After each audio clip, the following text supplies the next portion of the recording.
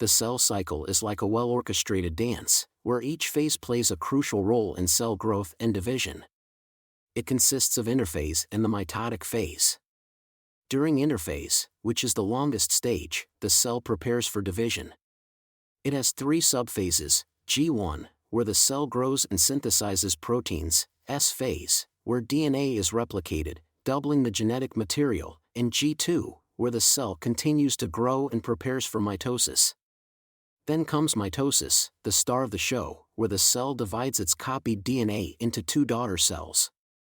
Mitosis itself has several stages: prophase, metaphase, anaphase, and telophase, each with specific actions.